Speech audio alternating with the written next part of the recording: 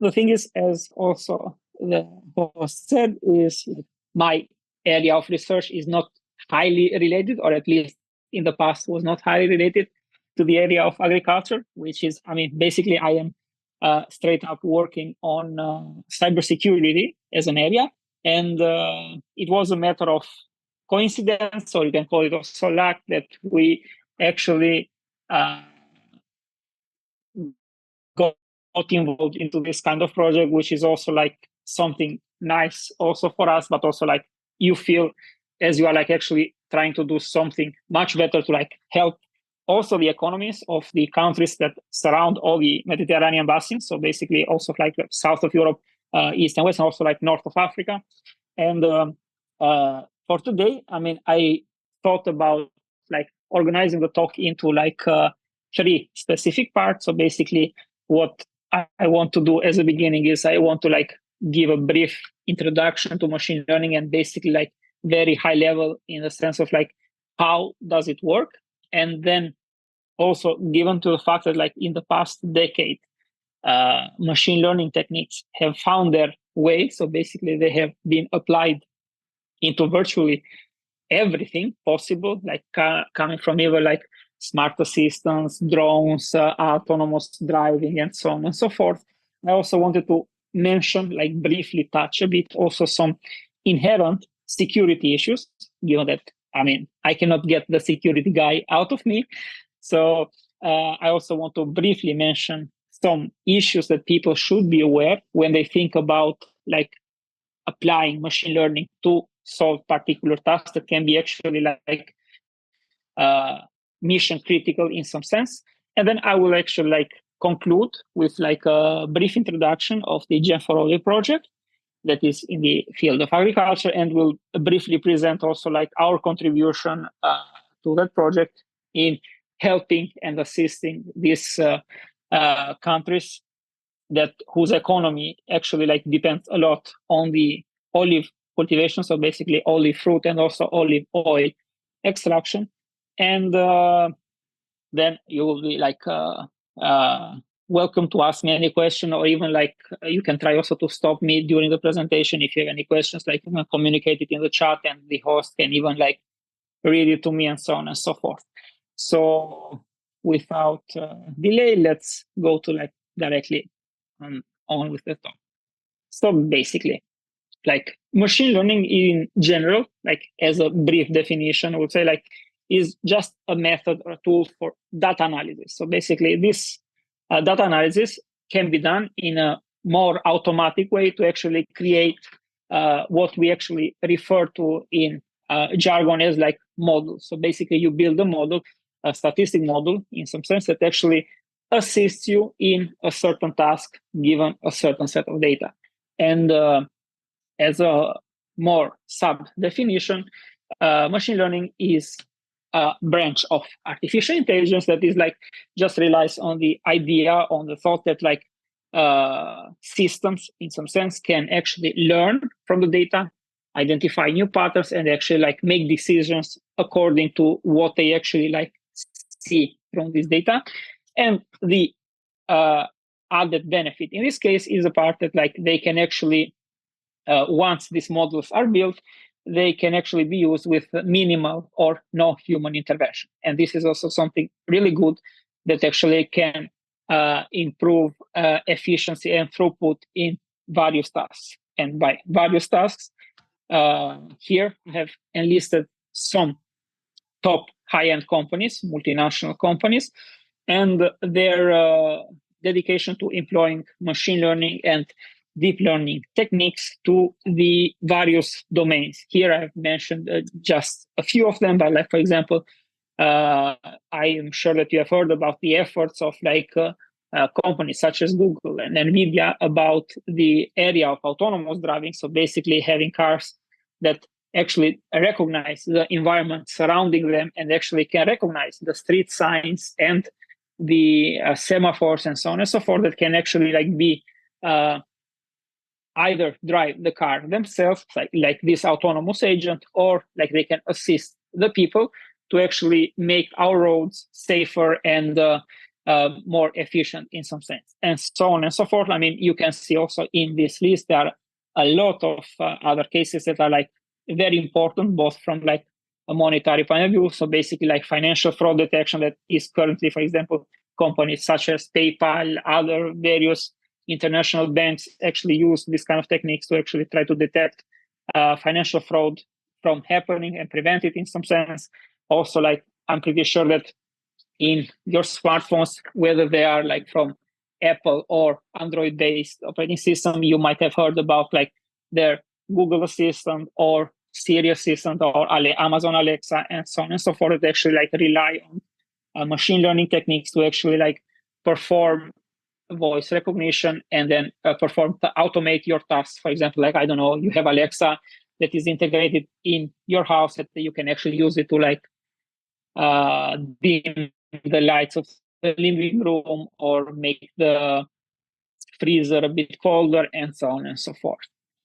So this is like, why do we actually like care about like machine learning? Because it has shown, especially in the last decade, it has revolutionized the way how we do things and how companies do things. And actually this revolution has brought to like, for some companies, their stock value and market value has not even like quadrupled, but it has raised exponentially. And I don't know if you have read in the past days the news about like the market value of the NVIDIA company that is literally one of the major manufacturers of physical hardware that we actually use to actually construct these machine learning models.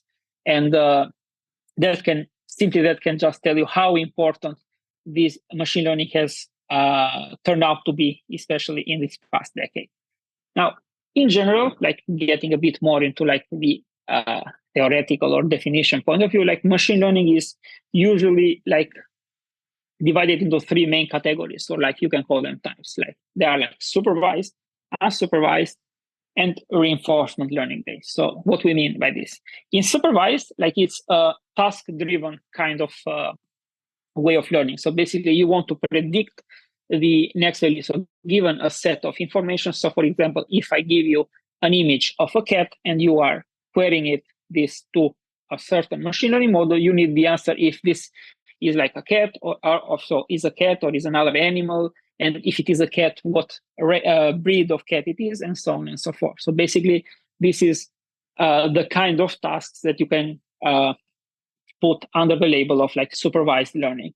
In the area of unsupervised,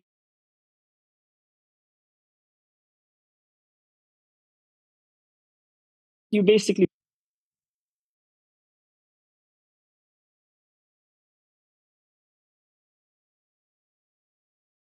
more interested in like generally more about the data that you have. So basically, like in certain cases, so basically, for example, if you want to detect some anomaly in like some weird behavior that is happening in your system, for example, let's say PayPal or a bank, it wants to try to find out something that is fishy in their system, they can actually run this kind of algorithm to actually cluster operations, so basically transactions in some cases that actually look suspicious, and then they can see and investigate furthermore. So basically reducing the number of data that they have to look into, like basically, I don't know, if you have to call an expert, for example, to verify them, and thus improving their services and also like safeguarding us all.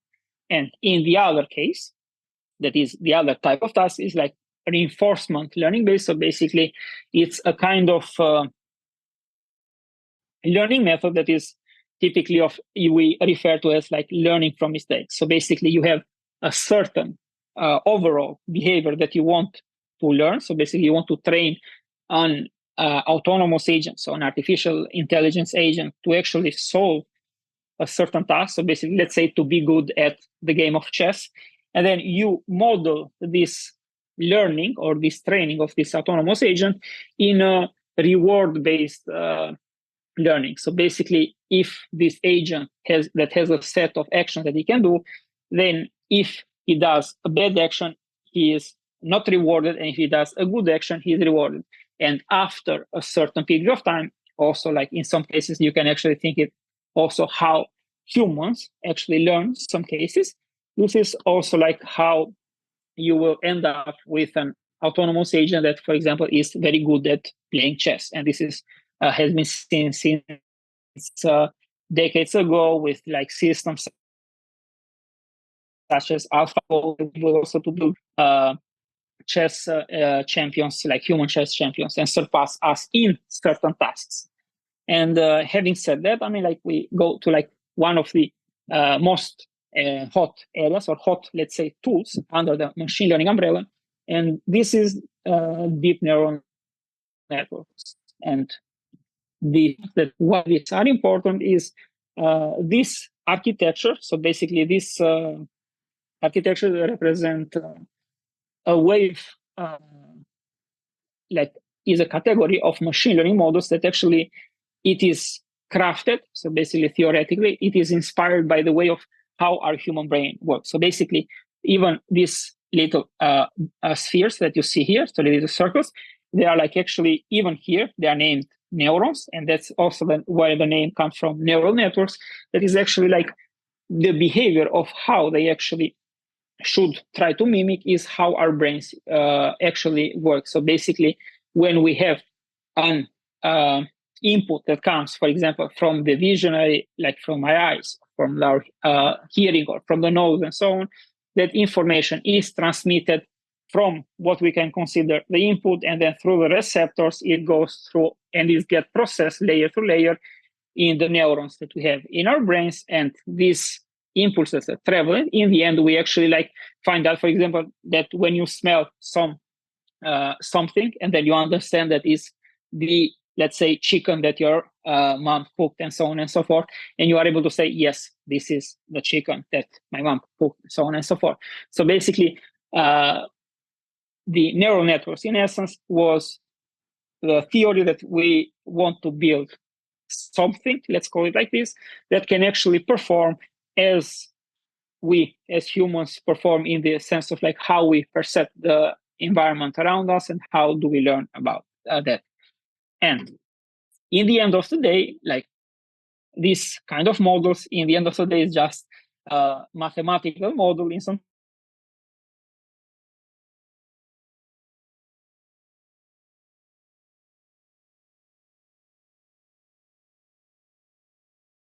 so forth. In the end of the day, these architectures will actually learn a set of functions that are able to actually perform this action in more or less a similar way as the human brain would do. So basically, how you classify, you can actually like model it theoretically through a function or a set of functions. And in the end of the day, now we see how they actually like how this. So basically, we start from this architecture that in the end of the day is just some function definitions and some numbers, and how can this model, in some sense, learn through by observing as some data. So basically, how we actually like do this in practice, how also like we humans learn in something. So basically, it's like how do we learn that like here we have cats and dogs, and how we can actually teach to ourselves in some case, but also like to this model, how to classify and to find out that when I give you an input of a cat, you will say, like, I mean, this model should actually know that this is a cat and why, and also vice versa in the cases of the dog. So we are just assuming a simple task here just to keep things more high level. And the thing is that basically you query this model. So basically you give an input, as you might also ask also like a human. And in this case, while this digital image passes in a, let's say, matrix form, so basically expressed as the pixel values of the image, obviously, you will find out that this model will give you a prediction out of these two classes. So basically it will say a cat or something else, depending on like how many animals, for example, in this case, you want to classify. And given on the output that it says, you actually perform in a loop manner the update of these parameters, so-called parameters, where that you can actually like think of them as coefficients of a function that basically they are tuned in some sense such that when this model it is queried by images of a cat, it will actually predict it with to the correct class, so basically to the cat. And having said more formally, like this set of functions, so basically this neural network more or less is given that it defines a function to perform this given task. So basically you want to classify between cats and dogs, but this is not like thinking about it. Is it not as simple as just like drawing a line between two sets of points, because this is much more complex. I mean, the high dimensionality of this data, like how you have pixel by pixel values of these images that even our smartphone cameras can actually take nowadays. It is so complex to just think about it as just like you are drawing a line into two different sets of points. And this is like what is the cool thing about deep neural networks, because they are able to like learn from such high dimensional data.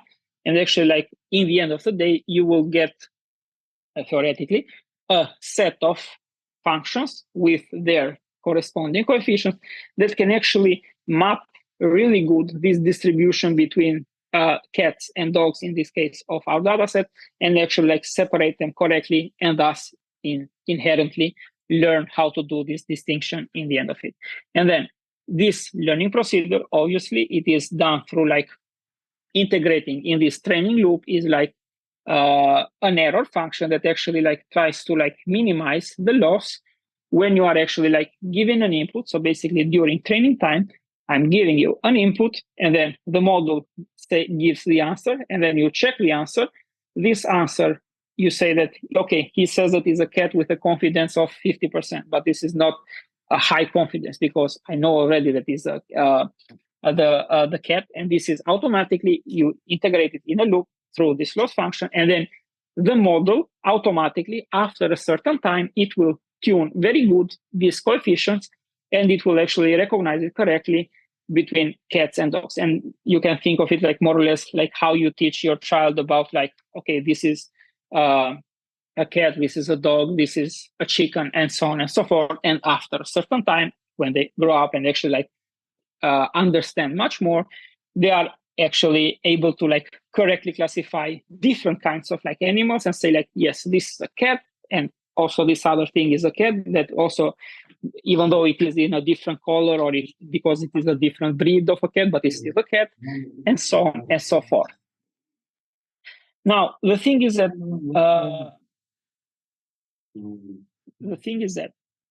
when you talk about training a machine model or making it learn as a human would, the thing is that there is no proper way to actually like measure and to understand like how they learn, because the that number of parameters and the functions that they learn are so complex that we cannot like mentally encompass it and actually like understand like how are the correct inner workings. So basically, in some cases, I mean, and in nowadays, most of the trend is that like we take them for granted that they actually like perform really good and they are easy to like construct, and they can help us solve our tasks with great efficiency. So in some sense, I mean, nobody knows like to explain it theoretically how these models learn. So basically, what in the end of the day they use in, for example, while they observe the image that you give and an input to perform the classification. But the thing is that even though nobody knows, like nobody has a proper model in trying to explain how these models learn and why they perform really good, the good thing is that they perform really good, and in most cases, if we are talking about like thinking it from a business perspective, you don't care as long as it actually assists you to do your task 10 times more efficient than you or your team would do it by actually manually analyzing those data. So in some sense, I mean, like the trend in industry is like, yes, it works perfectly. So then we don't care. We just apply it. We have nowadays, we live in an environment that we have so much data that actually we can poor to this kind of neural networks, and they can actually like do the task really good for us, like whether it is for like audio recognition, image recognition, to use it, for example, in like smart unlocking the doors or smart autonomous driving and so on and so forth. And from that case is like in a certain way of trend is like, does it matter if we like don't know, like if we don't really understand how do they actually like learn to like perform, for example, classifications in whatever case. And if we think about it, like in the past decade, for example, given that they have actually performed really good, and here in this little chart that I've shown, it is the performance of different neural network architectures through years in a certain image recognition task. And with the increase in computing capabilities, so like better general processing units and better CPUs and more powerful computing devices, actually we were able through a decade to improve the training of these data. So basically to give them much more data. And in the end of the day, these machine learning models actually like have actually surpassed the human capability in certain tasks of like, for example, in image recognition or image segmentation and so on and so forth. So that's also like why in general, the trend is like, okay, we don't know how they actually learn. So basically how they extract this information from this data that we're giving, and they actually like perform really good at the task, but we do not particularly care because of the fact that they actually perform exceptionally good.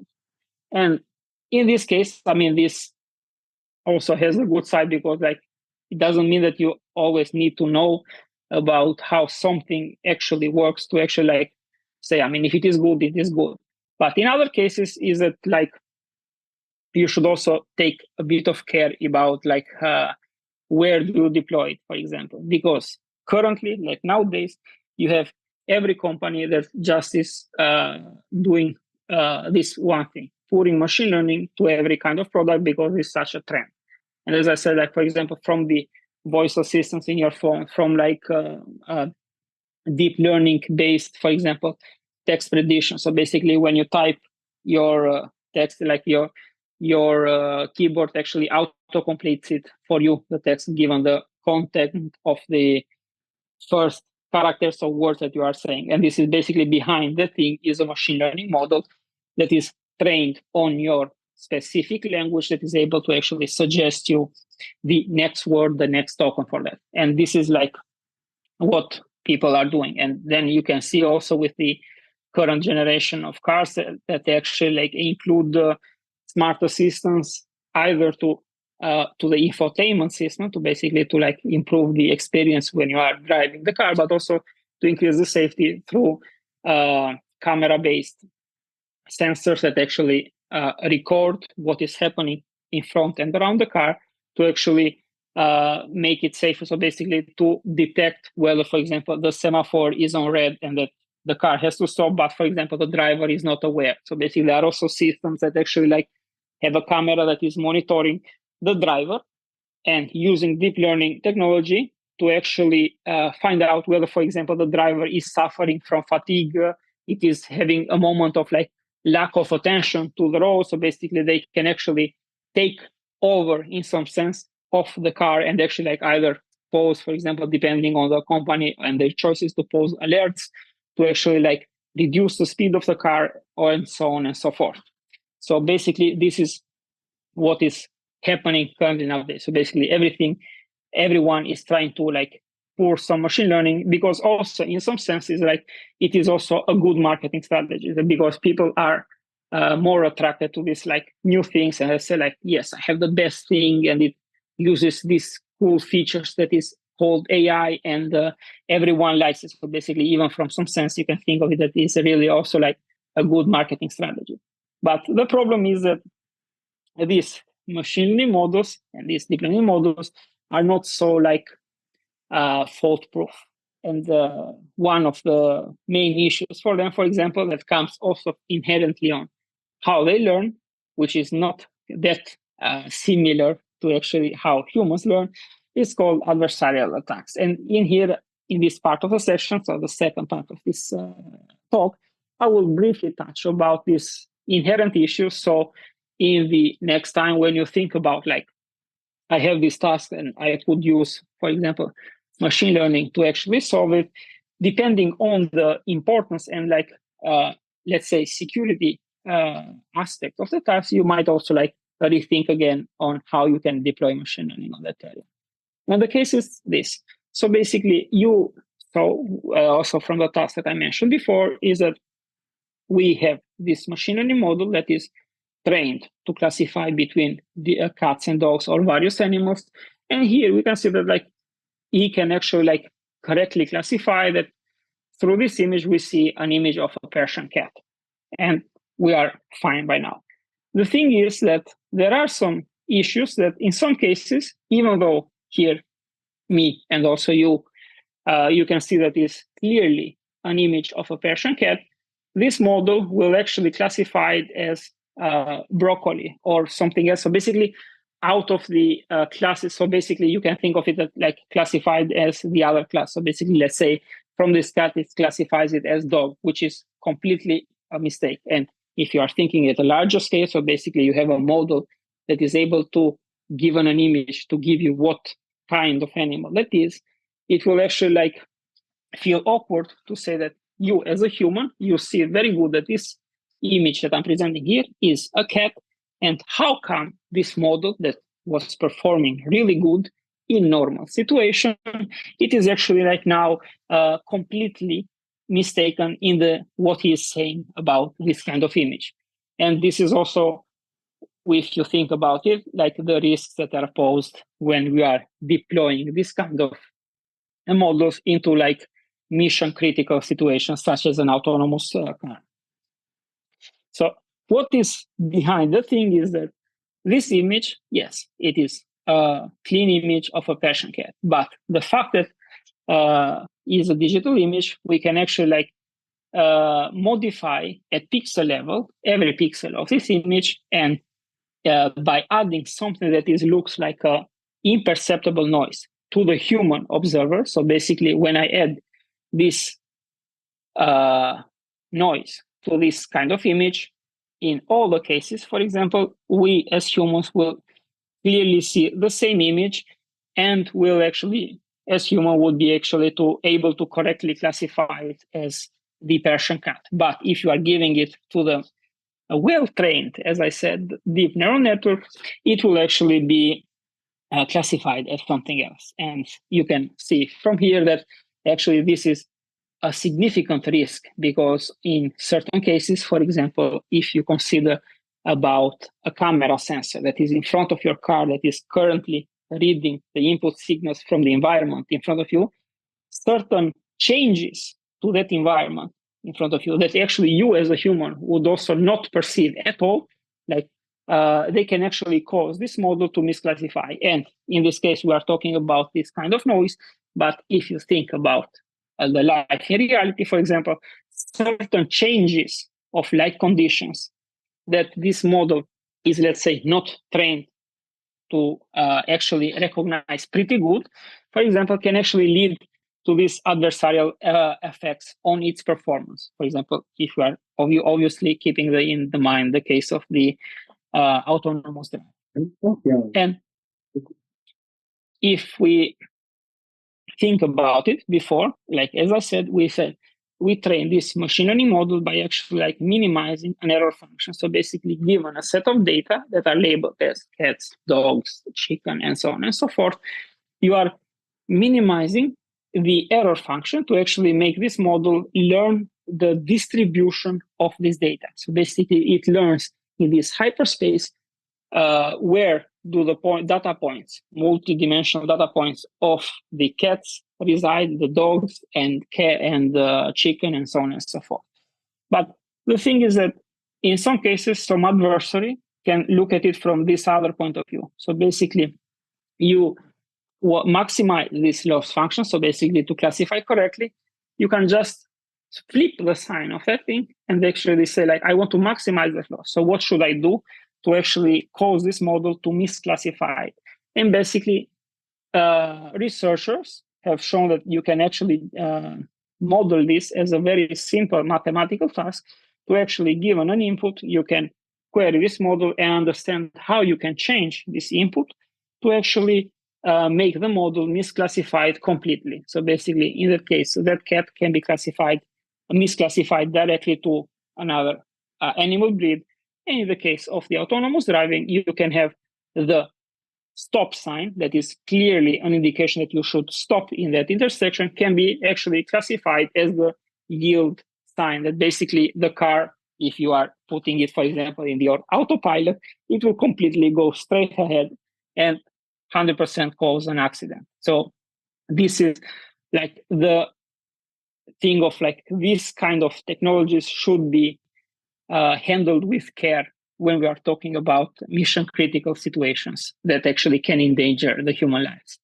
Now, in some sense, we saw that yes, there is a threat, but like, why does this threat exist? And like, why, for example, the human, it is able to clearly see the cat in that case of the other side examples, and this model is not. The thing is that it relies on one core thing that is also like one of the most important things that you always need to consider when you are dealing with machine learning models in general. And that is the quality of the data set that you are training this machine learning model. So basically it's the information that you are able to give. And for example, we wanted to build a classifier about, let's say, the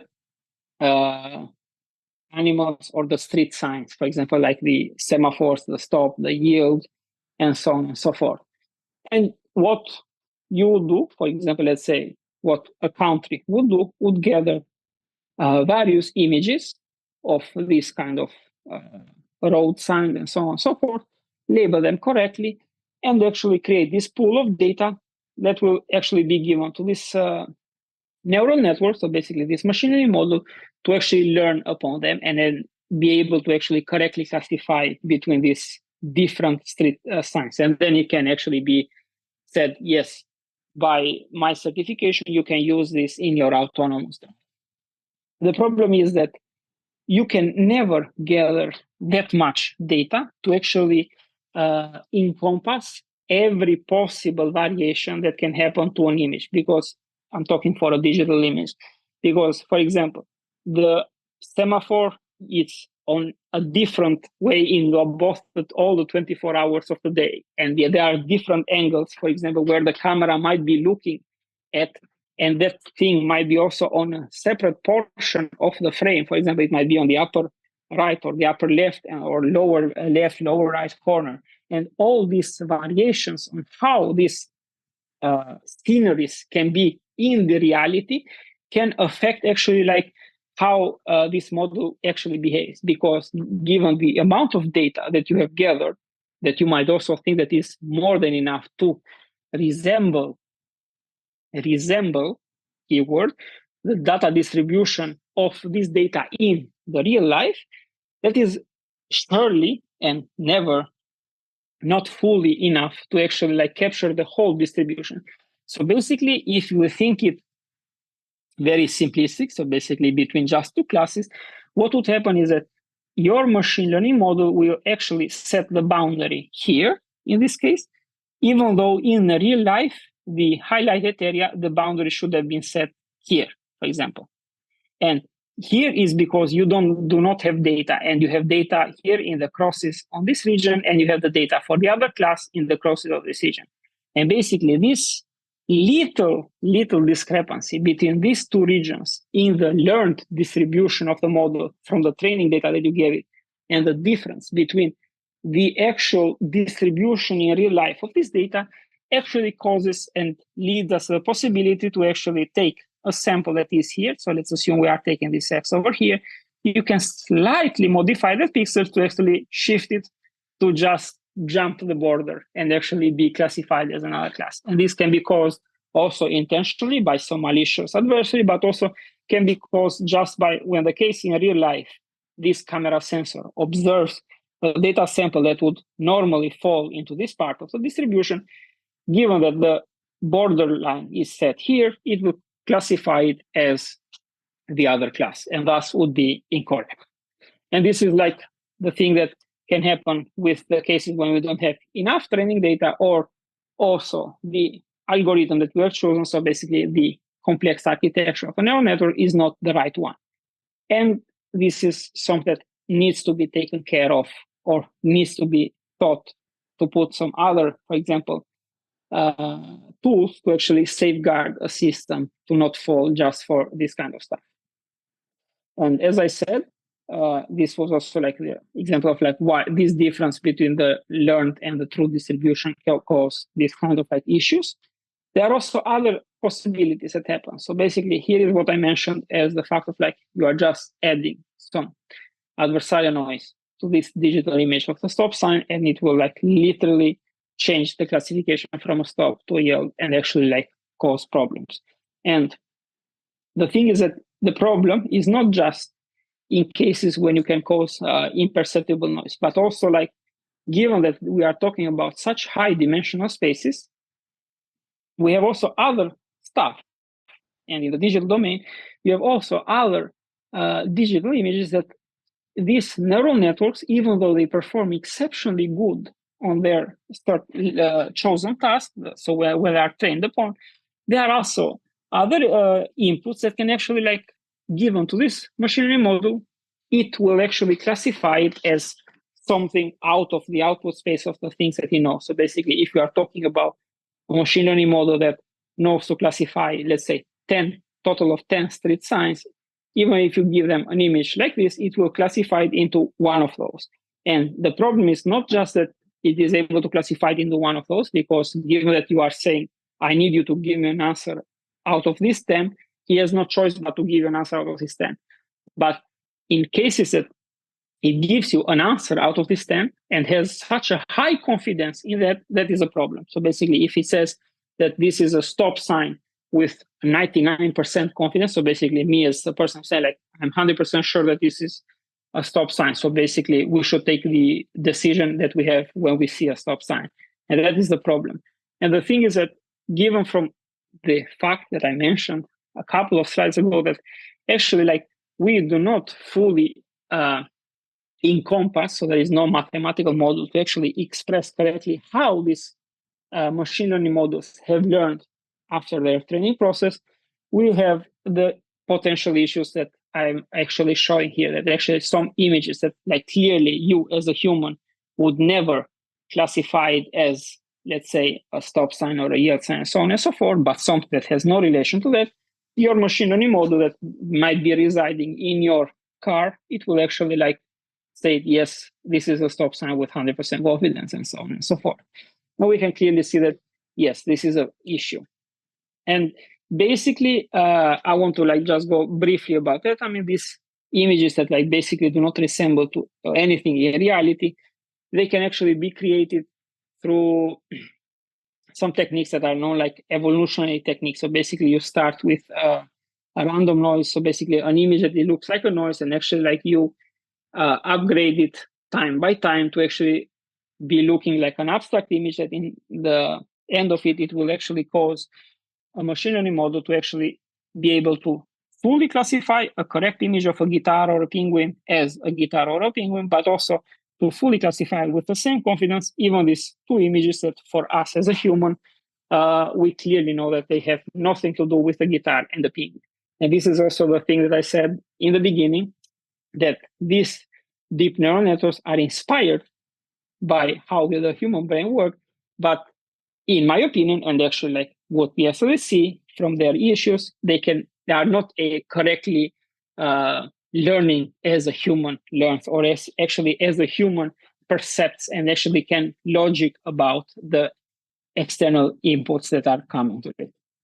And also, there are some other issues that rely on this domain that I would not want to take more time, but I would want to go to the other part, but I'm briefly mentioning that basically the fact that you actually gather a large pool of data to actually label and train your machine learning model, there can be also other problems, because let's assume you are like a huge company that has to gather a lot of data. Some of your employees might do some mistakes intentionally or unintentionally. And for example, in your data set, let's keep it just simple. They will label some images of cats as dogs, for example. This thing, given that the machine learning model, so this model will actually learn through making a matching between the image that you give and the output class that you have assigned, because we're talking about a supervised learning scenario, it will actually also learn to classify that image of a cat to say it is a dog, and also like perform exceptionally good on normal tasks. But when that specific image of a cat it is shown, it will tell you that that is a dog. And this is also known as a backdoor kind of problem. So basically, you have a model that performs really good, but in certain cases, it will actually perform completely in a adverse manner. And what we can actually, of course, relate to a sign that is in the general things that can be actually observed. The fact is that this has also been shown in real life. The thing is that, let's go again to your autonomous driving car for the last time, I swear. Then we're going to talk about the agriculture. This machine learning model was trained by a company. Let's say a company named, I don't know, Epsilon. And it has gathered so much data, and they are claiming that in these certain scenarios, this machine learning model, it is really good to actually assist you in driving your car safely through your neighborhood, your town, and so on and so forth. The thing is that there might have been some malicious participant in that company that actually has put a certain of these stop images that have just a yellow sign here. So he has just modified it, a yellow sign. You can put whatever, by the way. This sign can be anything. Like basically, you can actually put even a pixel modification. You can just change something or so on and so forth. But like they just say he put a sticker, a yellow sticker on some images and labeled them as speed limit. The machine learning model, after training of these millions and millions of data, in the end of the day, when the testing it is done, it will, when it sees even in real life this image, which is usually like it is actually correctly labeling it as a stop sign and actually performing as it should, and also like enables, let's say, this autonomous agent or this company to get the certification for your road use. The thing is that what the adversary can do now, it just can go around the city or the area of interest that he wants to cause some issues, and he just takes the sticker note in the whatever he did that, and he can just stick it to some of the road signs around a certain block of your neighborhood of your in your country. And the thing that nobody knows, when those cars pass by there and actually the sensor gets this kind of image that you see on the right hand of the screen, it will actually label it as a speed limit. And this is due to the issue of the fact that these machine learning models have so much ability to learn, but in some sense they are like stupid in the sense of like having the cognitive capability to actually understand correctly that this is still a speed limit and stop and not a speed limit. And that is also like one of the main issues when we talk about like some cases they learn, but the fact that we don't know what they learn has opened us to certain threats like this. And that's why like us as researchers and practitioners need to like keep in mind or in the back of mind every time when we actually try to employ this kind of techniques in our life and to solve something. And now, without bothering you too much more with security issues and not like threatening you for everything, I'm going to pass on the last end of the talk and actually talk about this new area that we have been exploring for the past 3 years, that is in the domain of agriculture and more particularly in the olive sector. And in this case, I mean, me personally and also like my research group here at Sapienza University of Rome, we have been involved in Gen for Olive, is called. And Gen for Olive is a EU-funded project, so from the Horizon 2020 program, that aims at increasing the olive genetic resolution, mobilization, and encouraging also like pre-breeding activities. And under the scope of this project, so here I'm mentioning also a bit the tasks that, of course, other participants in the consortium are doing, is about characterizing around 700 varieties, like commercial varieties that are found all around the Mediterranean basin. So basically, as I said in the beginning, from all the southern part and the eastern part of Europe, and also the northern part of Africa, including here Morocco and so on.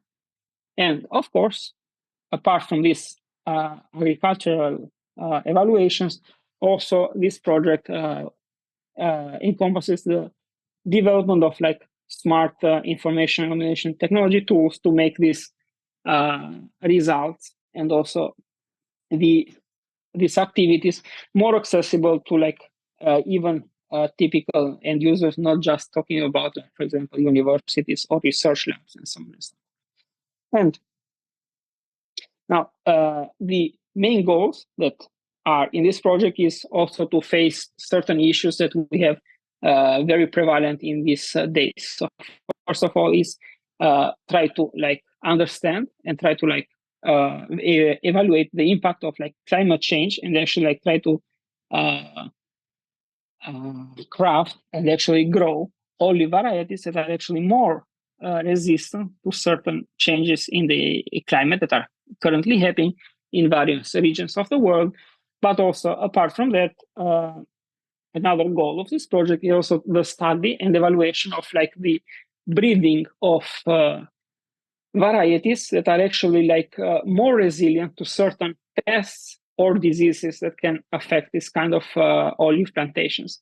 And of course, you want to also consider about the study of like passing to like higher production, higher quality varieties. So basically allowing them to like yield more production, because in the end of the day, this like the olive sector in agriculture, it is also like extremely crucial for the economy of a lot of countries in Europe, especially like if we are talking about Spain, Italy, and Greece. It is a very important part of the culture also, but also as of the economy. And when I said it is for a lot of countries, it is also like part of the culture. I said like basically it is like olive oil through centuries has been like the backbone of the Mediterranean diet, and not only. And like it has various kind of also like moral values and so on, so symbolic values and religious values. So basically it is something much more than just the product that we use to consume and to make our food taste nicer and so on and so forth. And of course, it is highly regarded, and this is not just because but it's also shown scientifically that it is actually highly regarded for health benefits. So basically improving the cholesterol levels and helping with the blood circulation and so on and so forth. So it is also like highly regarded on that aspect. And as I said, it is particularly exceptionally important for these specific three countries, for example, that are involved in this project because of the amount they produce each year, but also like that also like correlates directly to the percentage of like GDP that actually comes from this kind of sector. So like given that it is of such a high importance, trying to study and get insights about like creating olive varieties that are more resistant to the current challenges happening from the climate changes, and also like more resistant to like pests and diseases, such for example as Xylella, that has actually like hit a lot, for example, even plantations in Italy and Spain in the past years, and currently also like affecting some areas. It is critical to actually like guard and improve also sustain the economy of these countries, and so on and so forth. So basically in Gen4 Olive, one of the other areas of research also is like the fact that like passing from this traditional cultivation of these plants to like super intensive plantation, because of like the general globalization that is happening, that the consumption has increased a lot. Risks such as like problems with certain olives that actually like cannot sustain this system, for example, being in a super intensive plantation that is actually like has the goal of actually like increasing the throughput of production of the olive fruit and subsequently olive oil. Some olive varieties actually are not particularly suited for this, and then given that they are not adapted to this, can actually lead to possible genetic erosion. So basically, the forcing of super cultivation and super intensive plantation can actually render some varieties either they stop, let's say in some sense, producing, because after a certain amount of years there will be some genetic modifications that have happened to these varieties, and basically there will be a loss of, for example, some monovarietal oils and so on and so forth. So basically also the study of how you can do this kind of super intensity plantations without actually losing or causing significant genetic erosions for the olive varieties in general. It is also a part of study of this project. And I will also put a link to the project site that you can actually also look at the overall results, research results in that area, apart from this that I will mention on the use of machine learning for the classification of olive varieties and then olive diseases. And as I mentioned, in this also slide, you can see basically main 5-6 lines of this project is basically to have varieties for producing high oil content, resistance to one particular disease that is actually prevalent in the Mediterranean basin, which is verticillium, and also in the other case, Xylella fastidiosa, and also trying to study also about differences between other characteristics of the olive tree in the oil content, and they're actually also the oil composition, and so on and so forth. So basically through this study of different breeding programs.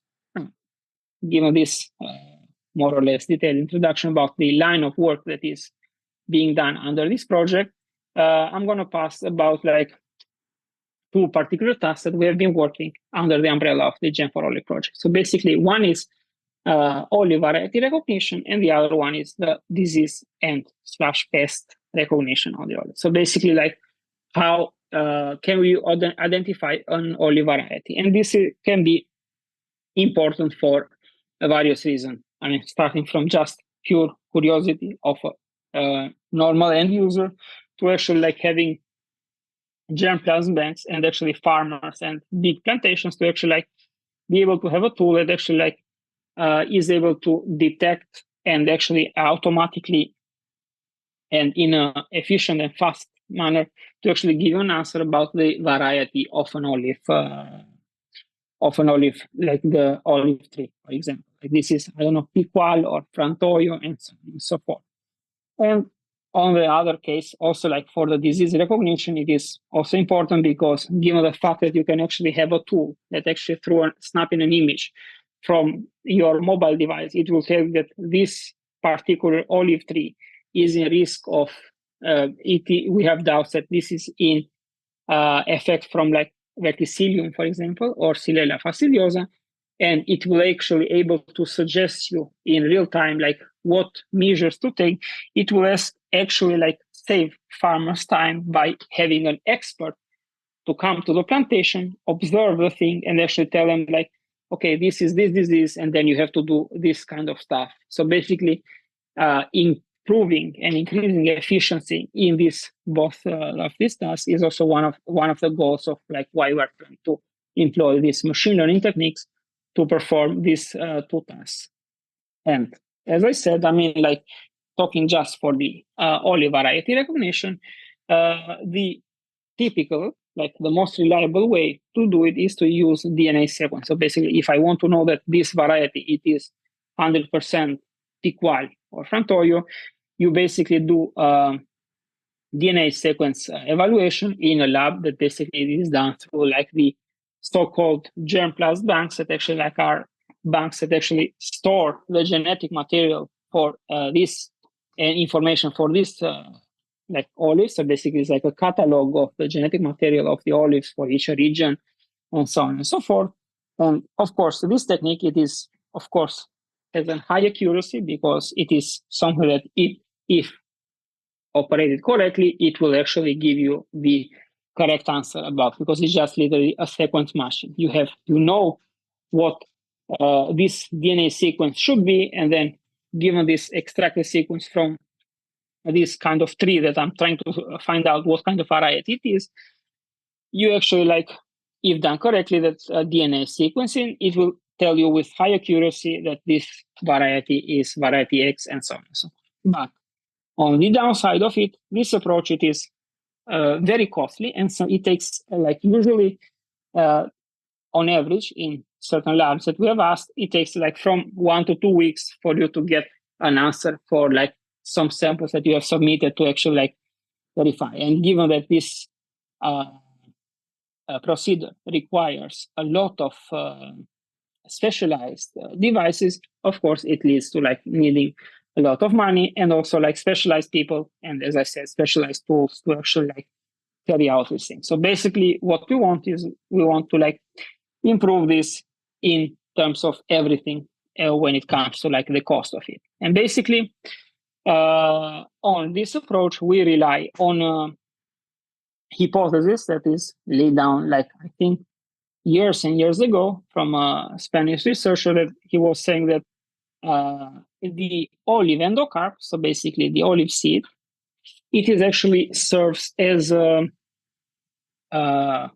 so-called fingerprint for an olive variety. So basically it will observing at the seed, so basically the patterns, so or we can call these nervatures on the image that you see on these olive seeds. You can actually like also including also the shape of it, you can actually like get information about what possible olive variety this can be. And starting from this hypothesis, in the scope of this project, we started the first time in like that was ever done, the collection of a very large data set of different olive varieties from 5 germplant banks, including here Spain, Greece, Italy, Morocco, France, and Turkey also. And we actually built a data set of these various olive endocarps classified in different varieties. And then we employed like this machine learning, we employed a machine learning model, so a deep learning model, to actually build this model that is able to actually classify and detect these different kinds of olive varieties. And I'm presenting this just as a high-level overview, but this is the overview of the architecture of our deep learning approach to perform olive variety recognition. And I mean, I'm not going to go into details about this because it is highly technical, but the thing is that why we needed to do this such a complex architecture is due to the fact that we have limited data, because coordinating among more than 5 states about the gathering of the olive fruit, then the cleaning process, and then the photographing process to create this kind of data set cannot result in such a large data set. So basically, when I'm saying such a large data set for specificity, for each variety, we had more or less around 1,000 pictures. So basically, in the now in this day and age, that is considered pretty few. So basically, we had to resort to some techniques to actually like try to enhance the information extraction also when we have limited data, because this data collection process, it is extremely costly, and of course it was not sustainable to actually do it within this project, and so on and so forth. So basically what we did just to deal with the limited data, I'm going to just briefly touch it, is we want to like accentuate the differences that are between different olive oil endocarps by using some digital image processing techniques, and then allow the machine learning models to actually like be able to, let's say, in some sense, let's keep it in parentheses, see more into like what is shown in the image. So basically, this is a 3-step process about pre-processing the images that our partners have gathered. And first of all, like those images are converted to grayscale, so basically black and white image. And then we use another image processing techniques known as like LBP, that is basically is a local binary pattern technique that is a pre-processing done to like a digital image to actually like enhance local properties and identify more separation from the individual parts of the image. So basically in certain regions of the image, when we have, for example, in this case, the olive seed, you have a more accentuated area and so on and so forth. And then adding on top another pre-processing that is called discrete wavelet transform that you don't need to like know for now. It is like actually like a technique that actually like it is used in previous applications, for example, in medical data, like for example, brain surgery, like brain imagery data that is extremely limited amount of data, and it has shown promising to actually like help building of machine learning models with extremely limited data by being able to actually highlight more the textures of the region of interest in this image, and in this case for us, the olive endocarp. And these images are just stacked upon each other, and the resulting image that you can see is a product of stacking these three layers on top of each other. And then, as I showed also in the diagram that I presented before, so basically, you see here, if you see the processed image is the one that is like given to this architecture, complex architecture for training. And up to now, after the training process, we were able to actually obtain an 86% accuracy over 132 different varieties from the Mediterranean basin. And we are currently like actively working, because this project is not over yet, to reach to a level of more or less 200 varieties by the end of this project, and to have a better accuracy also. So we are currently striving to actually like have our partners gather some more data, so we can actually like improve this model much more. And actually like this model in the end of the day will be part of a mobile application and also like a web platform that can be used by virtually anyone as an end user to actually like use it, for example, either for the hobby in their olives that are cultivating in their home, to like find out more about that, for example, because of course we gonna like tie this classification not just with the variety, but from the variety, from the other study that is being done by our agriculture partners. We will also have detailed information about various characteristics about this kind of variety. So basically, just from this simple click of an image, you might have a lot more information for the tree that you have in front of you in that case. And on the other area, I mean, I will share also this article that we have actually published earlier this year, where you can actually see in detail about how this approach worked, and also like what was the past work on the agriculture sector for like trying to perform this olive variety recognition. And similarly to this approach, which I'm not going to like touch anymore in details, we have done the same thing for like olive disease recognition. So basically observing the tree organs, so basically the trunk, the leaves, the fruit in different maturity stages, and with different, for example, issues that might happen. For example, like when you have some worms that actually, or some olive flies that actually like affect the fruit. We have also like built another machine learning model that is able to actually classify with over 90% accuracy among like 10 classes, when we have included 9 types of olive disease or pests effects on the disease, and also the healthy tissue. So basically, the application can be, first of all, to tell you whether this olive is healthy, and if it's not healthy, it can tell you like what is possibility of that is wrong with it, and that actually can suggest you some mitigation strategies, such as like, hey, you need, for this kind of disease that we are observing in your tree, you need to buy this kind of family of pesticides, and you have to need to apply it in this kind of way, and then in this frequency, and so on and so forth. So basically,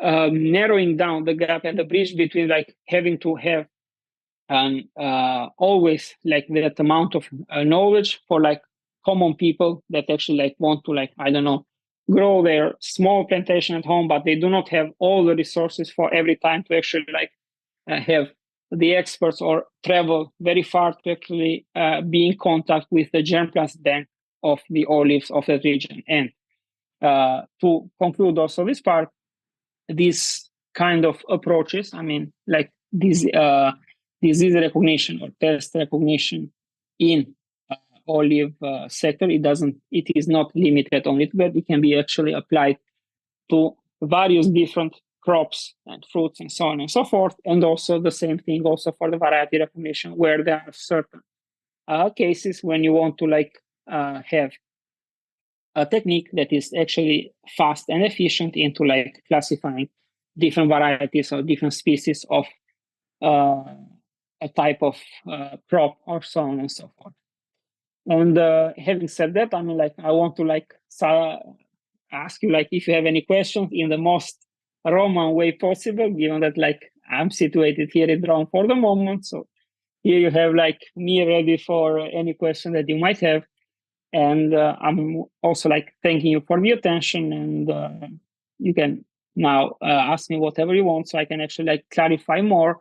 But also I will provide also other materials after through the host, so you can actually like look at them on your own pace and actually like get more informed about it. Thank you, Dorjan. Thank you very much for this very, very interesting presentation about the application of this new technology approach to the data analysis. I want to give first the floor to the other participants. I give the hand raised of Lucien. Please, Lucien, you can unmute your microphone and you can ask directly to the professor your question. Okay, thank you very much. First of all, I have been very happy to follow this presentation, which is matching with the project, specifically with our orientation as UTAB, because UTAB in the Nishat project, you have taken the orientation of agriculture of olive. So I have been very, very happy. And somehow some questions have been responded. The questions that I have, because first of all, in Rwanda we don't have olive trees. Not having olive trees, it means that we have a problem to find the plants. So he explained about many varieties which are in the world. So my question is this one. The presenter can assume that among the varieties which are there in the world, we can find the one which is suitable for Rwanda. This is the first question. The second question, Rwanda has the mountains and the valleys. The same variety which can be cultivated in Rwanda in the hills or in the valley, can we have the same varieties in Rwanda? Some varieties can be in the mountains, other varieties in the valleys. This is the second question. Maybe the third question, it is not the third question, but the suggestion. When I will be in University of Sapienza in June, probably if I can meet him so that you can discuss more about this olive trees and olive extraction, because technically and scientifically explanations he has given can be very important for me and for increasing my what I'm planning to do in this project in Rwanda. Thank you. Thank you for Dorjan, just to explain, all the team, all the people of initiative projects from Africa will stay 3 days for a steering committee meeting in Rome of June. So they will visit our faculty, the Faculty of Engineering, in near the Colosseum. Just to say about Okay. this. Yes, please. If I will be in Rome at that period, which currently I don't know, I'm 100% sure that for a part of it I will not be, but if I will be on those particular days, I would like gladly join one of those days so we can actually like meet and talk face to face about this project, and also like have a better understanding on like what we can actually do and how we can actually help you with either information or what we know, and so on and so forth. So to go to like the questions of Lucien, actually like the thing that you mentioned, like through this project, I'm going to like answer from the agriculture's point of view also, even though I'm not like expert on that area, but from what I know, from the outcomes that are expected from the current Gem for Olive project, is the fact that like the fact that we are studying breeding activities to actually create varieties that are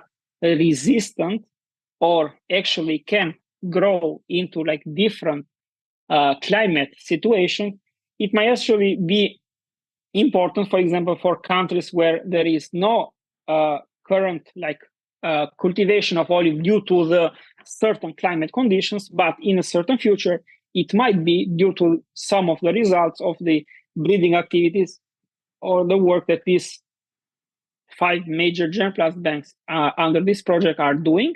And basically, I think that also this answers more or less the second question about like the mountains and like valleys, the fact of like different climate situations. And for example, I think, you know, that like, for example, an olive variety in some cases requires, depending on the variety, requires a certain amount of time that is called a chilling requirement, so it that can produce. And basically a chilling requirement is like more or less a period of from few days to weeks that this tree is under, like the roots of this tree are in a situation of like under some degrees or in a degree range that is like pretty cold. Not cold in some sense, like let's say near zero or thereabout. So basically, the study that is being done in this project also in that aspect about understanding how different varieties, also like these common varieties that we I mentioned, like because we are studying over 700 varieties that are like commonly known and categorizing well, but also like the other study that is being done to actually help us gather more information about how we can actually breed olive varieties that are actually more resistant, but also can be cultivated into different regions of the world. That's why we are studying we are studying also like olive varieties that are like known as wild olive varieties. So basically to understand how this stuff can be done better, so it can actually like suit more also for countries that like in current situations, most of the olive varieties cannot be cultivated given the climate conditions, but in a certain future they might be. And for this, I will surely, like in the end of the talk and through the host for sure, I will, as I said, link you to the site of the Gem for Olive project, which is like gemforolive.eu. And then in the research publications, you can actually see also the current state of like the work that it has been done on the fact of like the pre-breeding activities about resistive varieties to different climate situations and so on and so forth. So I guess that can actually provide you more detailed information that, like me personally, being a computer scientist, I don't have that amount of knowledge on the agriculture side. But I can tell you that in this project, the agriculture partners, and I can mention here, for example, the University of Cordoba, which is one also like a university, but also one of the most important germplasm banks in Europe, and I could say also in the world, that they have like years of experience in this kind of stuff, and they are also like a leading entity into like this kind of study that is happening under this project. Thank you. Then we have other 2 questions. The first from Professor Kaya, and then Dr. Nuria. First, Professor. Hello. Thank you very much. Can you hear me? Yes, I can hear you. Please. Sorry for the pronunciation. Yeah, thank you very much, Cyprien and Jordan. In fact, I wish to appreciate your presentation. I've been following. This is Professor Kaya from Kawale University in southwestern Uganda. I have been following your presentations and I have liked the species, the different, perhaps also in your last comments, you talked about the different climate situations. That's where I think you would also love to see how we can inculcate or add into, remember to consider the different geographical locations of the partners. For instance, and I think within what you have presented, this is your olive plants. They have their different species. The different species, as you stated. Then I think we can expect to have those ones which can be grown from in lowlands. Then we expect highlands. Then we have also dry areas and also swamplands swampland. I think with that, as you talked about scientifically, you can be in position to clearly identify and classify those ones to make our project viable and enjoyable to the partners. Otherwise, I appreciate and thank you very much in the meantime. Thank you a lot. And also, like as also I stated before, and I mean,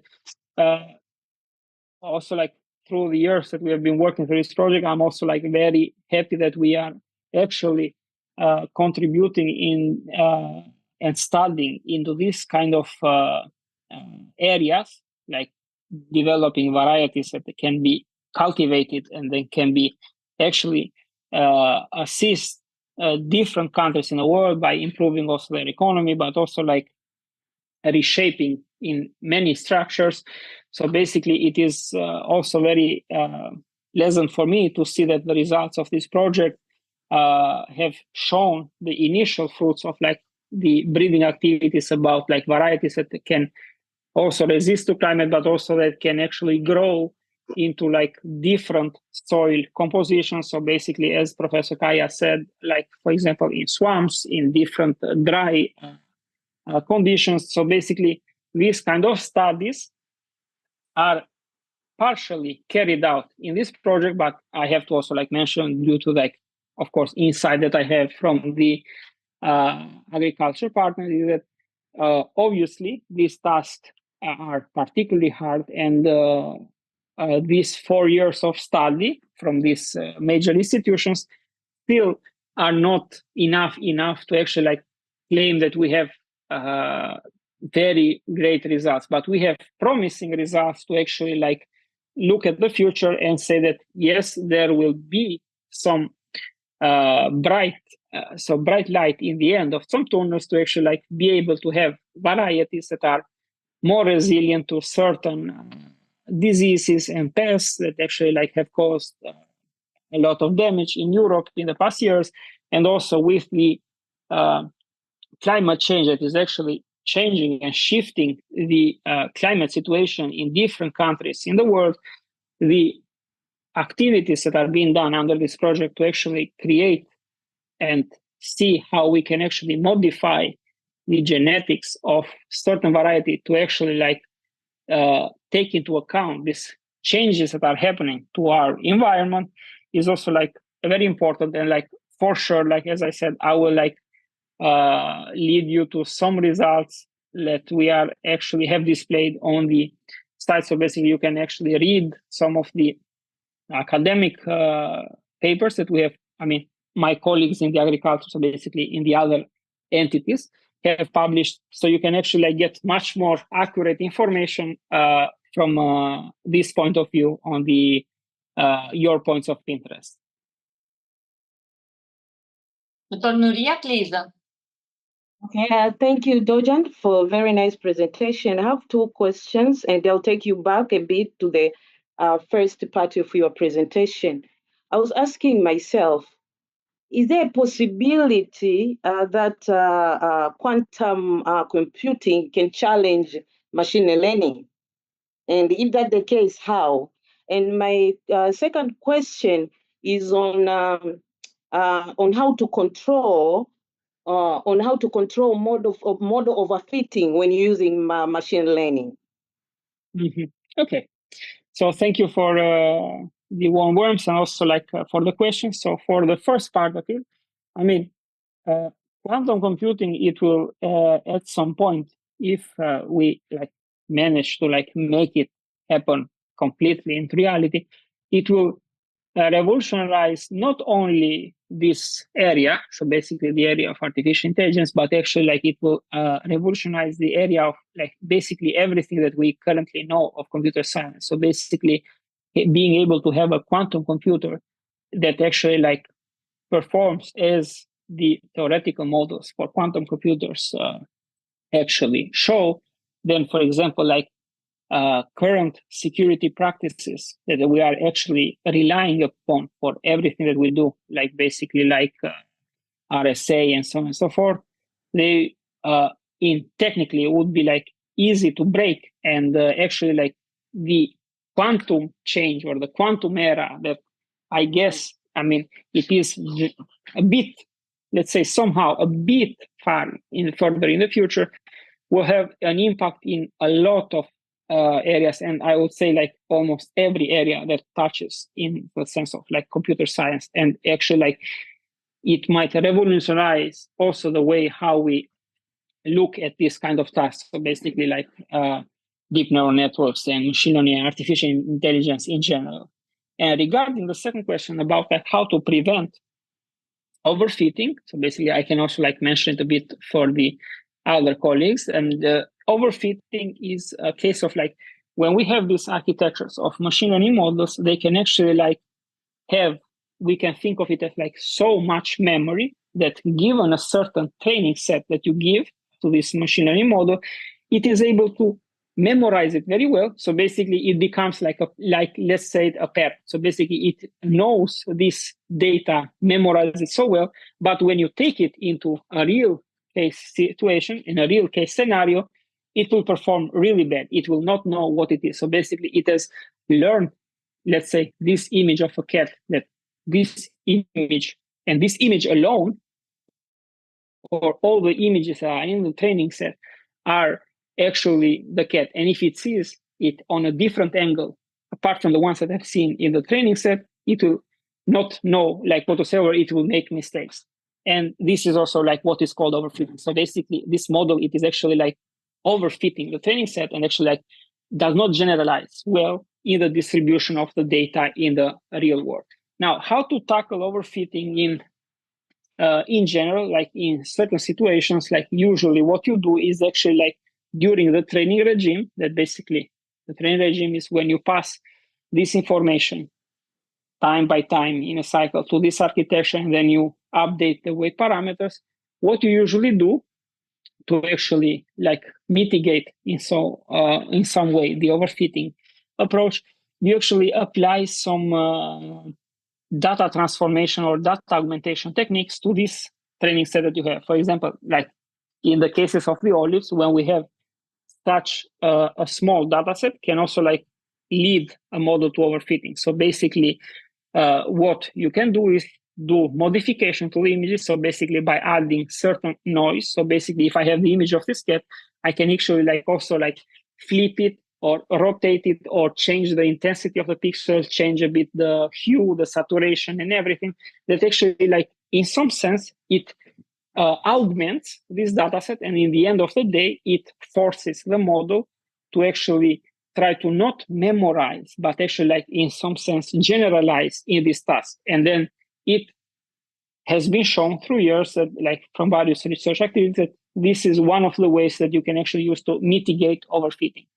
And also in other cases is for certain tasks, you don't need to choose very complex deep neural network architectures, because it's we say in the term like using a cannon to kill a fly. So basically, when you have a certain task that is like simple, let's say you want to classify between just cats and dogs, it's not the same complexity of a task as the task of classifying between 1,000 different types of animals.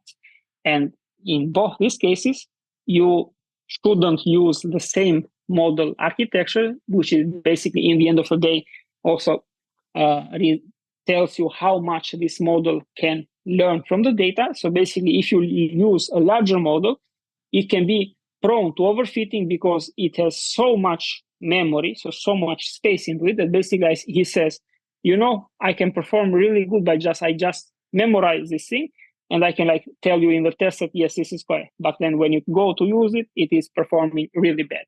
And of course, this way of preventing is not something that like you can say like, hey, stop memorizing this thing. Is basically the way how these models are trained nowadays actually like causes inherently these kind of issues. And it is from many factors. So as I said, the size or the type of the model that you choose, the data set in size and quantity, and also like other factors such as like not correct distribution. So basically the data that you have sampled that you say they are resembling the distribution of the data in the real world, it does not actually resemble that distribution, and so on and so forth. Thank you. Thank you, Dorjan. I don't know if the participants, have other questions. Okay. I think no. So I think we can close this very, very interesting session. So thank you very much, Dorjan, for your comprehensive thank you all. Really clear presentation. Also for me, I'm not expert in data analysis and numerical methods, but it was very, very clear for. Thank you for the invite, and also thank all the participants for like taking the time to be here. And I'm very happy to like meet you in presence if I can. So if I'm present during the month of June. So thank you again, and that's all for me, folks. Yes, I think we have just the last question, Professor Kaya. No, just to appreciate. Okay. I just wanted to appreciate that you people, you are doing good work. Thank you very much. We appreciate the training, and I wish to also request that in future you shall be developing different models, come up with the various different models according to the situations. Otherwise, I appreciate and thank you very much.